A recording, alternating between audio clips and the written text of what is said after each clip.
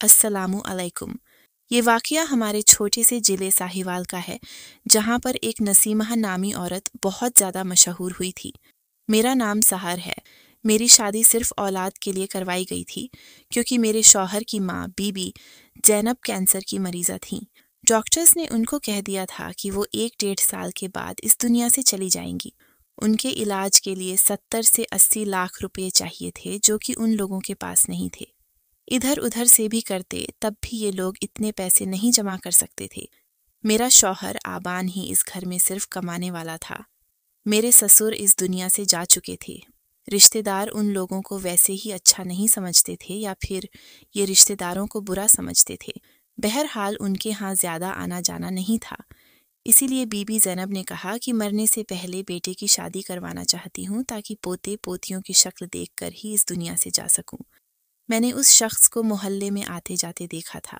مجھے یہ شخص پہلے بہت اچھا لگتا تھا۔ جب مجھے تصویر دکھائی گئی تو میں نے پہچان لیا۔ بس ایسے ہی کسی دن دیکھ کر یہ سوچ لیا تھا کہ اچھا، خوبصورت نوجوان ہے۔ یہ نہیں پتا تھا کہ یہی میرا شوہر بن جائے گا۔ میرے گھر رشتہ آیا۔ ماں باپ نے بھی صورت حال کا لحاظ کیا۔ ہم لوگ ویسے بھی شادیوں پر زیادہ دھوم دھام کرنے کے عادی نہیں تھے۔ میرے کان کے پاس ایک کالا نشان تھا، جس کو میں ہمیشہ چھپا کر رکھتی تھی۔ میری ماں نے کہا کہ جب تک شادی نہیں ہو جاتی کسی کو بھی اس بارے میں پتہ نہیں چلنا چاہیے۔ حالانکہ وہ نشان بہت ہی غور کرنے پر نظر آتا تھا۔ پھر میری ماں کا کہنا تھا کہ لڑکیوں کے چہروں پر نشان ہوں تو لوگ 1000 طرح کی باتیں بناتے ہیں۔ ساری زندگی میں نے ایسے بال کٹوائے تھے کہ وہ نشان نظر نہیں آتا تھا۔ یہ بھی ہمارے حق میں بہتر تھا کہ شادی سادگی سے ہو رہی تھی، ورنہ میرے رشتہ دار کوئی جھوٹ بھی بول سکتے تھے۔ سادگی کے ساتھ نکاح ہوا۔ انہوں نے چھوٹی سی ولیمہ کی رسم بھی کی۔ اس کے بعد میں نے اپنا گھر سنبھالنا شروع کر دیا۔ میں خوش تھی کیونکہ مجھے میری پسند کا شوہر مل گیا تھا۔ میرا شوہر آبان بہت زیادہ خوبصورت تھا۔ اس کی آنکھیں ہری رنگی تھیں، اس لیے وہ اور زیادہ حسین لگتا تھا۔ اس کا نام آبان تھا۔ اس نے شادی کی پہلی رات ہی مجھے کہہ دیا کہ ہمیں جلدی سے بچہ چاہیے، کیونکہ میری موت سے پہلے میری ماں بی بی زینب میرے بیٹے یا بیٹی کو دیکھ کر جانا چاہتی ہیں۔ مجھے اس بات سے بھی کوئی مسئلہ نہیں تھا، کیونکہ وہ بہت اچھی عورت تھیں۔ ان کی اتنی سی خواہش تھی کہ ایک ایسا انسان جو اس طرح مرنے پر پڑا ہے اور اس کو پتا ہے کہ اسے مر جانا ہے، اس کے بارے میں سوچ کر تو واقعی دل بہت گھبراتا ہے۔ مجھے بی بی زینب سے کوئی مسئلہ نہیں تھا۔ میں نے اپنے شوہر کو کہا کہ جیسا وہ چاہتے ہیں ویسا ہی ہوگا۔ خیر سے میں شادی کے دوسرے مہینے کے شروع میں ہی امید سے ہو گئی تھی۔ سب لوگ بہت زیادہ خوش تھے اور بی بی زینب اور میرے شوہر آبان نے سکون کا سانس لیا۔ اس نے کہا کہ سب کچھ خیریت سے ہو جائے گا۔ ویسے بھی ڈاکٹر سے بات ہوئی تو ڈاکٹر نے کہا کہ بی بی زینب کے پاس 1.5 سال ہے، لیکن کیا پتا ان کی زندگی اس سے زیادہ ہوتی۔ وہ پھر بھی کوشش کر رہا تھا کہ کسی طرح پیسے کا انتظام ہو جائے، لیکن سچ تو یہ تھا کہ ان کے پاس کچھ بھی نہیں تھا۔ گھر اپنا تھا، لیکن گھر کو بیچ کر 40 لاکھ سے زیادہ پیسے نہیں آنے والے تھے۔ میں بھی بہت زیادہ خوش تھی۔ میرے شوہر نے کہا کہ زیادہ کام نہیں کرنا، اپنا بہت خیال رکھنا، لیکن اس گھر میں کوئی کام کرنے والا نہیں تھا۔ شاید میری غلطی تھی۔ میں کپڑوں کو ڈالنے کے لیے چھت پر لے گئی اور میری طبیعت خراب ہو گئی۔ ڈاکٹر نے بتایا کہ ان کا بچہ ضائع ہو گیا ہے۔ یہ خبر ہمارے لیے قیامت تھی۔ ہم لوگ بہت زیادہ پریشان ہو گئے۔ 1-2 ہفتے تو بی بی زینب کو بتایا بھی نہیں، پھر بتانا پڑ گیا۔ وہ بھی بہت پریشان ہو گئیں۔ ڈاکٹر نے مجھے کہا کہ تمہاری طبیعت ٹھیک نہیں ہے، اسی لیے 3 مہینے تک شوہر کے ساتھ ہم بستری نہیں کرنی۔ میں نے ڈاکٹر کی یہ بات اپنے شوہر آبان کو بتائی۔ ڈاکٹر کی یہ بات سننے کے بعد آبان نے کہا کہ کوئی ضرورت نہیں اس کی باتوں میں آنے کی، یہ سب کو ایسے ہی کہتی ہیں، ان کا بس چلے کہ ساری عورتوں سے وقفہ کروائے۔ بتایا نا کہ وقفہ کرنا حرام ہوتا ہے۔ میں نے کہا کہ میں وقفہ کرنے کے لیے نہیں کہہ رہی، لیکن 2-3 مہینے کا وقت تو مجھے دیا جا سکتا ہے، نہیں تو میری طبیعت خراب ہو جائے گی۔ پھر میرے شوہر نے کہا کہ نہیں، میں نے تو یہ پہلی دن بتایا تھا۔ میں نے کہا کہ اس بات کا مطلب یہ ہے کہ آپ نے مجھ سے شادی صرف بچہ پیدا کرنے کے لیے کی ہے۔ مجھے امید نہیں تھی کہ میرا شوہر جواب میں کچھ ایسا بولے گا۔ اس نے کہا کہ تم سے شادی کی بات نہیں ہے، میں نے شادی صرف اس لیے کی ہے کیونکہ میری ماں بی بی زینب میرے بچے دیکھنا چاہتی ہیں، ورنہ ابھی شادی کرنے کی کوئی ضرورت ہی نہیں تھی۔ امی میرے لیے فکر مند رہتی ہیں، تم میرے لیے مجبور ہو، بچہ پیدا کرنے کے لیے ضرورت ہے تمہاری۔ اگر تم نہیں پوری کر سکتی تو میں کسی اور سے شادی کر لوں گا۔ اپنی ماں کی آخری خواہش تم نہیں پوری کر سکتی تو میں کسی اور سے شادی کر لوں گا۔ اپنی ماں کی آخری خواہش ضرور پوری کروں گا۔ میں اپنے شوہر کی بات پر حیران رہ گئی، اسے میری کوئی فکر نہیں تھی۔ میں نے سوچ لیا کہ اس سے بات نہیں کروں گی۔ میری صحت بھی ضروری تھی، میں بھی تو کسی کی بیٹی تھی، کیا میں ایک زندگی نہیں تھی؟ جو اسے اپنی مرتی ہوئی ماں کی فکر تھی، لیکن میری زندگی کی کوئی فکر نہیں تھی۔ اس مسئلے میں میرے شوہر نے میری بات نہیں مانی۔ اگلے مہینے میں پھر امید سے ہو گئی۔ اس دفعہ وہ خود میرا بہت زیادہ خیال رکھ رہا تھا۔ پھر محلے سے ایک عورت آئی جو بی بی زینب کی دوست بنی ہوئی تھی۔ اس نے آ کر بی بی زینب کو ایک دائی کے بارے میں بتایا کہ قریباً ہر روز ہی وہ کسی کے پاس کیس کرنے کے لیے گئی ہوتی ہے۔ اس کا نام نسیمہ ہے، بہت زیادہ قابل ہے، شاید اس کی عمر 50 سال ہوگی۔ اس کا کام کرنے کا اپنا ہی طریقہ ہے۔ اس کے ساتھ ایک عورت ہوتی ہے، اس کے علاوہ کمرے میں کسی کو کھڑا ہونے بھی نہیں دیتی، زیادہ باتیں بھی نہیں کرتی۔ مشکل سے مشکل کیس بھی وہ سنبھال لیتی ہے اور وہ دیکھ کر بھی بتا دیتی ہے کہ نارمل ڈیلیوری ہے یا پھر آپریشن ہونے والا ہے۔ میں تو کہتی ہوں ایک دفعہ اس کے پاس لے جاؤ۔ اس عورت نے نسیمہ کی اتنی تعریفیں کیں، بیٹھے بیٹھے کوئی 10 مسئلے بتا دیے جو بالکل ہی ناممکن تھے، لیکن اس نے حل کر دیے تھے۔ ایسی عورتوں کے بھی اس نے نارمل کیس کروائے تھے جن کو ڈاکٹر نے کہا تھا کہ ان کا آپریشن ہوگا۔ آپریشن کے دوران ان کے بچے کی جان کو خطرہ بھی ہو سکتا ہے۔ اسی میں بی بی زینب نے کہا کہ ہمیں ضرور چیک اپ کروانا چاہیے، لیکن میں نے یہ بات اپنے شوہر کو نہیں بتائی کیونکہ مجھے کسی دائی پر بھروسہ نہیں تھا۔ جب ڈاکٹر کے پاس گئی تو ڈاکٹر نے کہا کہ آپ پہلے بھی امید سے تھیں، لیکن آپ کا بچہ جایا ہوا تھا۔ آپ نے دوبارہ سے بچہ پلان کر لیا۔ اب آپ کا بچہ جایا ہونے کا بھی بہت زیادہ خطرہ ہے۔ میں پریشان ہو گئی۔ میں نے ڈاکٹر کو ساری صورت حال بتا دی۔ انہوں نے کہا کہ یہ تو بہت بڑی بے وقوفی ہے۔ اگر اس کی ماں مرنے والی ہے تو اس کا مطلب یہ ہے کہ وہ ساتھ تمہیں بھی مار دے۔ میں نے کہا کہ آپ مجھے اچھی سی دوا دیں، کچھ بھی کریں، بس میری جان بچا لیں، نہیں تو میں یہی کرتی رہوں گی۔ انہوں نے کہا کہ اب تو یہ اللہ پر چھوڑ دو، ہم لوگ زیادہ سے زیادہ کیا کر سکتے ہیں۔ مجھے کافی ساری دوائیاں اور احتیاط بھی بتائیں۔ 1 مہینے بعد میں پھر سے ڈاکٹر کے پاس گئی۔ ان کا کہنا تھا کہ ویسے تو سب کچھ ٹھیک ہے، لیکن تمہارا بچہ بہت ہی زیادہ مشکل ہے۔ بس تم دعا کرو اللہ سے کہ 7 مہینے کسی طرح گزر جائے، اس کے بعد اتنا مسئلہ نہیں ہے۔ بی بی زینب کی دوست ایک دن نسیمہ کو لے کر ہمارے گھر ہی آ گئی۔ بی بی زینب نے مجھے ڈانٹا بھی کہ میں نے جب تمہیں ایک بات کہی تو تم اس پر کام کیوں نہیں کرتی؟ میں اپنے شوہر کو کوئی بات بتاتی تو وہ اپنی ماں کو ضرور بتا دیتا۔ وہ بھی بار بار پوچھتی تھی۔ بچے کے مسئلے میں ان کو ہر بات جاننا ہوتی تھی۔ میرا شوہر بھی یہ بات نہیں چھپاتا تھا۔ وہ کہتا کہ یہ کوئی چھپانے کی بات ہے۔ بی بی زینب تو یہ بھی کہتی کہ ڈاکٹر کے پاس جا کر تو صحیح انسان بھی بیمار ہو جاتا ہے۔ وہ جان بوجھ کر کہتے ہیں کہ یہ بھی مسئلہ ہے، وہ بھی مسئلہ ہے، تاکہ وہ ڈھیر ساری دوائیاں لکھ کر دے دیں۔ اس کو اپنی بیوی کو کہو کہ آرام سے بیٹھ جائے، اسی دائی سے اپنا علاج کروائے۔ میں کمرے میں گئی، نسیمہ دائی بیٹھی تھی۔ میں اسے دیکھ کر حیران رہ گئی کیونکہ یہ تو کوئی بڑی عورت تھی۔ اس کی عمر کم سے کم 55 سال ہوگی۔ مجھے اس بات کی فکر تھی کہ اگر زیادہ بڑی ہوئی تو اتنی ہی اس کی سوچ بھی پرانی ہوگی، یہ پرانے طریقوں پر یقین کرتی ہوگی۔ میں اس کے ہاتھوں نہیں چڑھنا چاہتی تھی، لیکن بی بی زینب نے مجھے اس کے سامنے بٹھا دیا۔ اس نے مجھے غور سے دیکھنا شروع کیا۔ اس کے بعد اس نے مجھے کہا کہ میں لیٹ جاؤں۔ میرا چیک اپ بھی کیا۔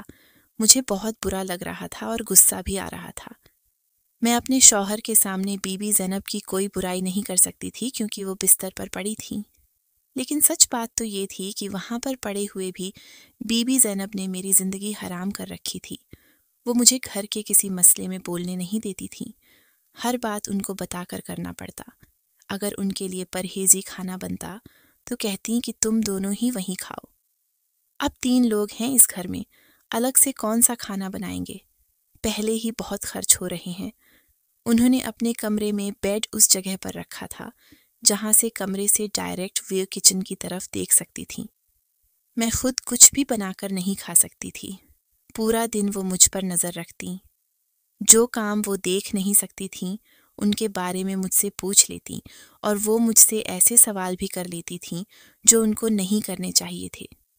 نسیمہ نے مجھے چیک کیا، اس کے بعد کہا کہ واقعی اس کا کیس تو بڑا مشکل ہے، لیکن یہ بات تو ہم اسے پہلے بھی بتا چکے تھے۔ اس وقت پر اگر ڈاکٹر کے پاس گئے تو وہ سیدھا یہی کہیں گے کہ آپریشن کر دو۔ آپریشن کے دوران بچے کی جان کو بھی بہت خطرہ ہو سکتا ہے۔ بی بی زینب نے کہا کہ نہیں، یہ بچہ ہمارے لیے بہت ضروری ہے، میں اس سے مل کر جانا چاہتی ہوں۔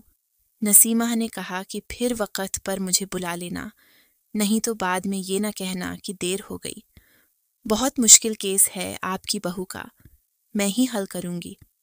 مجھے اس بات پر تھوڑا غصہ آ رہا تھا کہ یہ عورت ڈاکٹر تو نہیں ہے جو ڈاکٹر سے بھی زیادہ اس کے پاس تجربہ ہوگا۔ پھر کچھ دن کے بعد میری ایک دوست مریم کی کال آئی جو اسی محلے میں رہتی تھی۔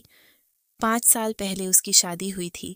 ابھی بھی وہ اسی شہر میں تھی لیکن اس کے سسرال والوں کا گھر دوسرے علاقے میں تھا۔ اس نے مجھے کہا کہ میں تمہیں کیا بتاؤں، میں کہاں تھی یار، مجھے وقت ہی نہیں ملا۔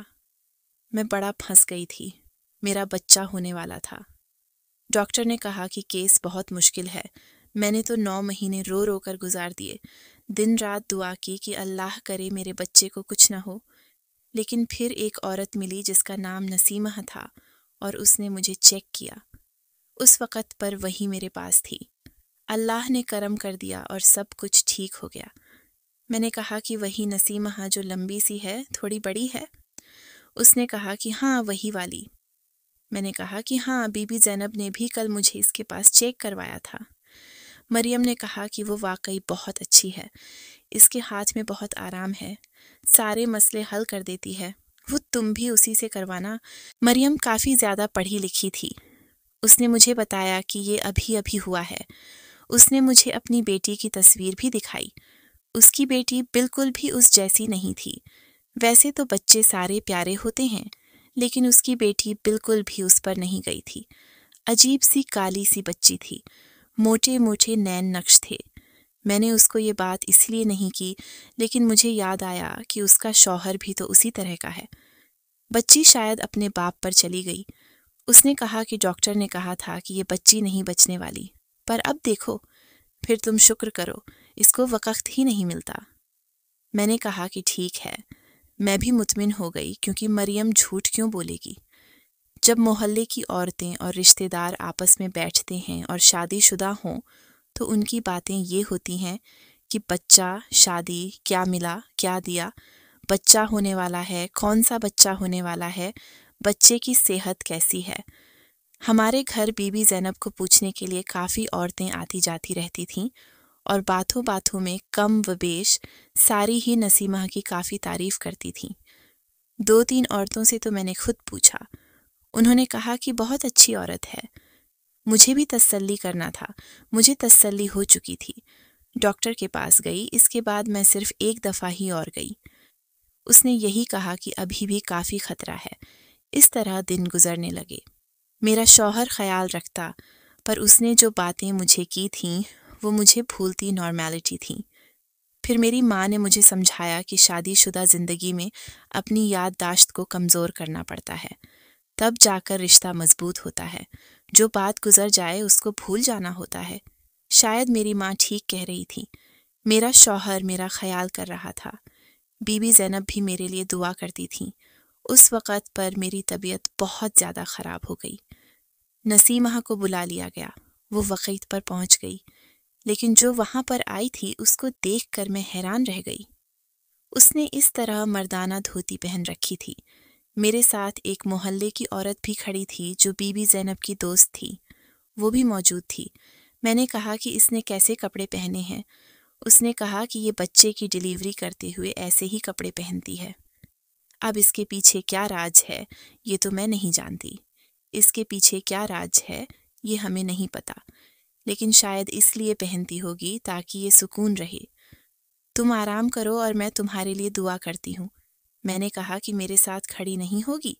میرے ماں باپ بھی نہیں پہنچ پائے کیونکہ وہ عمرہ کرنے کے لیے گئے ہوئے تھے۔ اس نے کہا کہ نہیں، یہ پاس کسی کو کھڑا نہیں ہونے دیتی۔ اپنی عزت اپنے ہاتھ میں ہے۔ اگر اس کی بات سے اختلاف کیا جائے تو یہ ڈانٹنا بھی شروع کر دیتی ہے۔ اب تم اس کے حوالے ہو، جیسا کہتی ہے کرتی جاؤ۔ درد بھی بہت زیادہ ہو رہا تھا۔ پھر میری ڈیلیوری اس نے کروا دی۔ واقعی بہت زیادہ تکلیف نہیں ہوئی۔ بچے کے رونے کی آواز بھی نہیں آئی۔ اس کا مطلب سب کچھ ٹھیک تھا۔ لیکن اگر ابھی آدھا گھنٹہ گزرا تھا، نسیمہ بچے کو اپنی گود میں لے کر بیٹھی تھی۔ مجھے پتا چلا کہ میرا بیٹا پیدا ہوا ہے جب اس نے اچانک سے چیخنا شروع کر دیا کہ توبہ توبہ، اللہ معاف کرے، اللہ کی مرضی، اس میں ہم کیا کر سکتے ہیں۔ اس کا کہنا تھا کہ بچہ اس دنیا میں نہیں ہے، مر چکا ہے۔ یہ بات سن کر میرے پاؤں تلے سے زمین نکل گئی۔ میں بے ہوش ہو چکی تھی۔ اس کا مطلب مجھے ایک دن کے بعد ہوش آیا تھا۔ میرا بچہ لے گئے تھے، اس کو دفن بھی دیا گیا تھا۔ میرا شوہر اداس کھڑا تھا۔ بی بی زینب ابھی تک رو رہی تھیں۔ انہوں نے کہا کہ میں تو ہوں ہی بدقسمت، میری تو بہو بھی بدقسمت ہے۔ بچے کو پیدا کیا لیکن 15 منٹ بعد بچہ مر گیا۔ توبہ، کیا نصیب لے کر آئی ہے گھر میں؟ یہ گھر تو پہلے ہی دکھوں کا مارا ہوا تھا۔ ہم نے سوچا کہ اس کے قدم پڑیں گے تو کچھ بہتری ہو جائے گی، لیکن اس نے تو ہمیں کوئی کا نہیں چھوڑا۔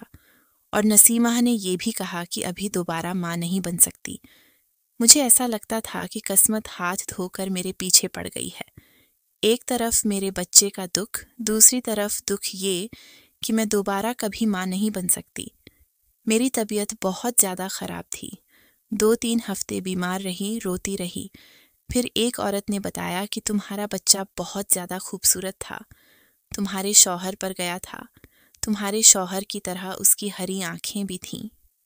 میں نے تو اپنے بچے کو ٹھیک سے دیکھا بھی نہیں تھا اور وہ اس دنیا سے چلا گیا، میری نظر سے بھی دور ہو گیا۔ میں بہت زیادہ پریشان تھی۔ ایک دفعہ ڈاکٹر کے پاس گئی، انہوں نے سب کچھ بتایا۔ انہوں نے کہا کہ آپ کا کیس واقعی بہت مشکل تھا، ممکن ہے کہ اگر آپ یہاں پر ہوتیں تب بھی شاید آپ کے ساتھ یہی ہوتا۔ ہم نے آپ کو پہلے بھی کہا تھا۔ میں بہت زیادہ پریشان تھی، بس چپ چاپ پڑی رہتی تھی۔ تقریباً 1 مہینہ گزر گیا۔ اس کے بعد میں نے اپنے کانوں سے ایک بات سنی۔ بی بی زینب میرے شوہر کو کہہ رہی تھیں کہ اب بھی میں زندہ ہوں، ہو سکتا ہے کوئی معجزہ ہی ہو جائے تو جلدی کسی لڑکی سے شادی کر لے، چاہے وہ جیسی بھی ہو، بس اس سے شادی کر کے جلدی جلدی بچہ پیدا کرو۔ میری زندگی کا تو اور کوئی مقصد نہیں ہے۔ اس عورت سے تو اب بچہ پیدا ہونے والا نہیں۔ فلاں اس عورت کو فارغ مت کرو، اس کا مسئلہ بعد میں ٹھیک کر لینا، لیکن میری آخری خواہش کا احترام کرو۔ میں نے یہ بات سنی تو میں کھل کر سامنے آ گئی۔ میں نے کہا کہ آپ اس طرح پڑی ہیں، اس کا مطلب یہ نہیں کہ آپ جو چاہیں کریں۔ آپ کا تو کام بنتا ہے کہ جاتے جاتے اپنے بیٹے کو کوئی عقل کی بات سکھا کر جائے۔ میرے ساتھ جو ہوا وہ میں نے خود تو نہیں کیا، اس میں بھی آپ کے بیٹے کی غلطی تھی۔ ڈاکٹر نے کہا تھا کہ آرام کرنے دیں، مجھے بچہ پیدا کرنے کی مشین نہ سمجھیں، لیکن اس نے ڈاکٹر کی بات نہیں مانی، میرا بھی نقصان کروایا اور آپ کا بچہ بھی اس دنیا سے چلا گیا۔ میرے شوہر نے میرے منہ پر تھپڑ دے مارا کہ میری ماں مرنے والی ہے، تم اس کے ساتھ کس لہجے میں بات کر رہی ہو۔ میری زندگی برباد ہو گئی تھی، سمجھ نہیں آتی تھی کہ کیا کروں۔ میرے ماں باپ حج اور عمرہ پر گئے تھے، ان کے وہاں پر کوئی رشتہ دار بھی رہتے تھے، اس لیے انہوں نے 2-3 مہینے وہاں سے واپس نہیں آنا تھا۔ ان کو تو ابھی تک نہیں بتایا تھا کہ کیا مسئلہ ہوا۔ ان کو تکلیف نہیں دینا چاہتی تھی۔ میرے شوہر نے مجھے کہا کہ تم اس گھر میں رہنا چاہتی ہو تو رہو، نہیں تو یہاں سے چلے جاؤ۔ میں تمہیں طلاق نہیں دے رہا، لیکن میں نے کسی نہ کسی سے شادی ضرور کرنی ہے بچے کی خاطر۔ تمہیں تو چھوٹی سی بات سمجھ نہیں آتی، تم سے زیادہ میں مجبور ہوں۔ میں نے اپنے شوہر کو بہت باتیں سنائیں۔ میں نے کہا کہ یہ سب کچھ آپ کی وجہ سے ہوا ہے، آپ نے میری زندگی برباد کی، آپ کی وجہ سے میں بانجھ ہو گئی، میں آپ کو کبھی معاف نہیں کروں گی۔ میرے شوہر نے کہا کہ نکل جاؤ اس گھر سے، اب تمہاری ضرورت نہیں ہے، جس کام کے لیے میں نے تم سے شادی کی تھی تم اس کے قابل نہیں۔ میرے پاؤں تلے سے زمین نکل گئی۔ میں نے اپنی دوست مریم کو فون کیا اور کہا کہ مجھے وہاں سے آ کر لے جائے، اور اپنے ماں باپ کو بھی سب کچھ بتا دیا۔ وہ بھی 1 ہفتے میں واپس آ گئے۔ میں اپنے ماں باپ کے گھر آ گئی۔ میری زندگی برباد ہو گئی تھی۔ میرا شوہر میری کوئی خبر نہیں لیتا تھا۔ اس نے دوسری شادی کر لی تھی۔ اب میں بس ایک زندہ لاش بنی بیٹھی رہتی۔ کسی چیز میں دل نہیں لگتا تھا۔ ایک دن میری دوست مریم میرے گھر آئی۔ اس نے مجھے کہا کہ ہماری ایک رشتہ دار ہے، اس کے گھر میں بچے کا عقیقہ ہے، وہاں پر چلتے ہیں، تمہارا بھی دل بہل جائے گا۔ میں نے کہا کہ نہیں، مجھے وہاں نہیں جانا، میرا دل نہیں کر رہا۔ اس نے کہا کہ چلنا چاہیے، تمہیں اس طرح کب تک گھر میں بیٹھی رہو گی، بیمار ہو جاؤ گی، عورتیں اور بچے آئے ہوں گے، تمہارا دل بہل جائے گا۔ میں اپنی دوست کے ساتھ چلی گئی۔ اس کی وہ رشتہ دار اس کے سسرال میں سے تھیں۔ بہت زیادہ امیر عورت تھی۔ جب گھر میں داخل ہوئے تو حیران رہ گئے۔ ویسے تو یہ عقیقہ تھا، پھر یہاں پر اتنا زیادہ کھانا بنایا گیا تھا، اتنے سارے لوگ آئے تھے، بہت امیر لوگ تھے، سب کہہ رہے تھے کہ بہت امیر ہیں، ان کے پاس کسی چیز کی کمی نہیں، لیکن 10 سال سے ان کے ہاں اولاد نہیں ہو رہی۔ 10 سال کے بعد بیٹا پیدا ہوا، وہ اب بھی نہائی تھی، اس لیے تو اتنا جشن منا رہے ہیں اور پیسہ پانی کی طرح بہا رہے ہیں۔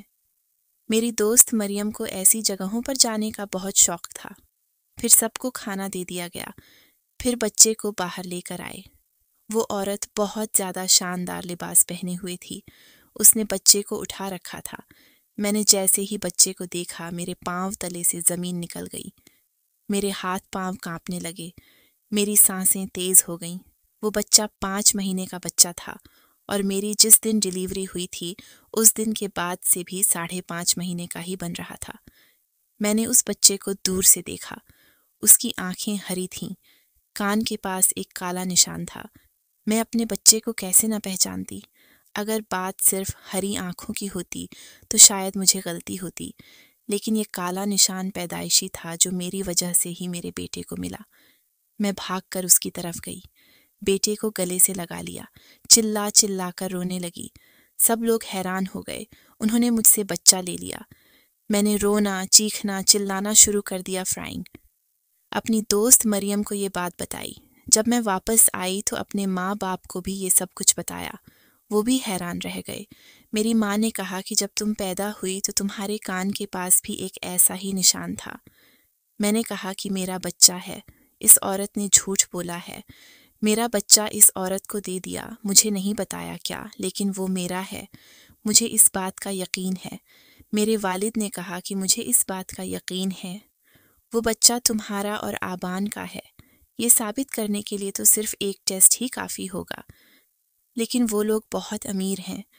ہمیں پہلے اس عورت کو پکڑنا ہوگا جس نے تمہاری ڈیلیوری کی تھی۔ میری دوست مریم کے ساتھ مل کر ہم نے پلان بنایا، کیونکہ مجھے پتا تھا کہ کوئی نہ کوئی گڑبڑ ہے۔ مریم نے کہا کہ میں ماں بننے والی ہوں۔ نسیمہ کو فون کیا، اس نے کہا کہ ٹھیک ہے، پہلے بھی تمہارا کیس کیا تھا، اس لیے میں آ جاؤں گی۔ مریم نے ناٹک کیا، نقلی ڈرامہ رچایا۔ اس کے بعد نسیمہ وہاں پر آ گئی۔ میں نے دروازہ بند کر دیا اور پولیس کو بھی بلا لیا۔ اس کے سامنے بھی ساری بات کر دی۔ پولیس کو دیکھ کر وہ تھر تھر کانپنے لگی۔ پولیس میں ایک لیڈی کانسٹیبل تھی جس کا تھپڑ لگتے ہی نسیمہ نے سب کچھ بتا دیا۔ اس کا کہنا تھا کہ جب میں بچے کی ڈیلیوری کرنے کے لیے آتی تھی تو جان بوجھ کر دھوتی پہنتی تھی۔ اپنی دھوتی پر میں نے نشہ اور دوا لگائی تھی۔ بچے کو اپنی گود میں لے کر 10 سے 15 منٹ کے لیے ایک طرف بیٹھ جاتی۔ بچہ بے ہوش ہو جاتا، پھر اس کے ماں باپ کو کہتی کہ بچہ مر گیا ہے، بچوں کو وہاں سے لے کر چلی جاتی۔ اس کے بعد وہ بچہ کسی امیر خاندانی یا شادی شدہ جوڑے کو بیچ دیتی تھی جن کے ہاں بچے نہیں ہو رہے ہوتے۔ مریم نے کہا کہ پھر تم نے میرا بچہ کیوں نہیں اٹھایا؟ اس نے کہا کہ تمہاری بیٹی بہت بدصورت تھی، میں صرف خوبصورت بچوں کو چراتی ہوں۔ تمہاری دوست کا بچہ بہت خوبصورت تھا، ہری آنکھوں والا تھا، مجھے پتا تھا کہ مجھے اس کے اچھے پیسے ملیں گے، اس لیے میں نے کہا کہ وہ مر گیا ہے۔ میں اپنا نام بدنام نہیں کرواتی، 10 میں سے صرف ایک بچے پر ہی یہ گیم کھیلتی ہوں جو سب سے زیادہ خوبصورت ہوتا ہے۔ ان کے ہاں خطرہ بہت کم تھا۔ اس کی ساس تو بستر پر پڑی تھی۔ شوہر بھی بے وقوف سا لگا۔ تمہارے ماں باپ بھی اس وقت موجود نہیں تھے، اس لیے میں نے تمہارے بچے کو ٹارگٹ بنایا۔ میرا نام بہت مشہور ہے، لوگ مجھ پر بھروسہ کرتے ہیں، لیکن وہ یہ بھی جانتے ہیں کہ اگر بچہ اس دنیا سے چلا جاتا ہے تو اس میں دائی کا کوئی قصور نہیں ہوتا۔ میرے باپ نے پولیس والوں کو کہا کہ اسے فوراً پکڑ لیں، پہلے ہمارے ساتھ چلیں تاکہ ہم اس عورت سے اپنا بچہ لے سکیں۔ وہ عورت بچہ دینے سے انکاری تھی۔ اس نے کہا کہ میں نے اس بچے کو 10 لاکھ روپے میں خریدا۔ پولیس نے کہا کہ انسانی بچہ خریدا، بچہ ان لوگوں کا ہے، ان کو فوراً واپس کر دیں۔ عورت کو بچے سے کوئی لگاؤ نہیں تھا، اس نے صرف اپنے جھوٹے رتبے اور مقام کے لیے اس بچے کو خریدا تھا، نہیں تو اتنا تو احساس ہونا تھا کہ یہ کسی کا بچہ ہے۔ اس نے جب یہ سنا کہ اس پر کیس ہو جائے گا، اس کے شوہر کی بھی بدنامی ہوگی، اس کا شوہر بہت بڑا بزنس مین تھا، اس نے فوراً بچہ واپس کر دیا۔ میرا بیٹا میرے پاس آ گیا، میں نے اسے گلے سے لگا لیا۔ میں نے اسے کہا کہ میں یہ بات اپنے شوہر کو بتاؤں، لیکن میں نے نہیں بتائی کیونکہ اس نے میرے ساتھ بہت برا کیا تھا۔ 1 سال کا وقت گزر گیا۔ میں نے اپنے بچے کا نام یاسر رکھا، اس کے ساتھ بہت خوش تھی۔ جب ایک روز میرے شوہر آبان دروازے پر آیا، میرے بچے یاسر کو میرے پاس دیکھ کر حیران رہ گیا۔ اس کی حالت بھی میری طرح ہی ہو گئی، اس نے بھی اسے گلے سے لگا لیا۔ وہ پہچان گیا کہ میرا ہی بیٹا ہے، لیکن میں اپنے شوہر کو دیکھ کر حیران رہ گئی۔ اس کی حالت بہت ہی عجیب تھی، وہ فقیر لگ رہا تھا، خوبصورت شخص لگ ہی نہیں رہا تھا جس سے میں نے شادی کی تھی۔ اس کا کہنا تھا کہ میری ماں بی بی زینب اس دنیا سے جا چکی ہیں۔ میں نے جس عورت سے شادی کی وہ بانجھ تھی، اس کا بچہ نہیں ہوا۔ میری ماں کی طبیعت خراب ہو گئی، وہ اس دنیا سے چلی گئی، پھر وہ عورت بھی مجھے چھوڑ کر چلی گئی۔ جاتے ہوئے میرے گھر سے سارا زیور اور سونا چوری کر کے لے گئی۔ میں نے تمہارے ساتھ بہت برا کیا تھا، اس لیے میرے ساتھ ایسا ہوا۔ تم ابھی میری بیوی ہو، یہ میرا بچہ ہے، مجھے معاف کر دو، اسے میری غلطی سمجھ کر معاف کر دو، میرے ساتھ چلو۔ نسیمہ نے یہ بھی جھوٹ بولا تھا کہ میں دوبارہ ماں نہیں بن سکتی، میں بالکل ٹھیک تھی۔ میرے شوہر نے کہا کہ میں بہت اکیلا ہو گیا ہوں۔ میں اپنے شوہر کو کبھی معاف نہ کرتی، لیکن اسے اس کے کیے کی سزا مل چکی تھی۔ میری آنکھوں میں بھی آنسو بھر آئے، میں نے اسے معاف کر دیا۔ اس کے بعد مجھے عزت کے ساتھ واپس اپنے ساتھ لے گئے۔ آج میں، میرا شوہر اور یاسر اچھی زندگی گزار رہے ہیں۔ اگر یہ کہانی اچھی لگی ہے تو اس ویڈیو کو لائک کیجیے اور اس طرح کی مزید کہانیاں سننے کے لیے ہمارے چینل کو ضرور سبسکرائب کیجیے۔ کہانی سننے کا شکریہ۔ آپ سے ملاقات ہوگی اگلی ویڈیو میں، تب تک کے لیے اللہ حافظ۔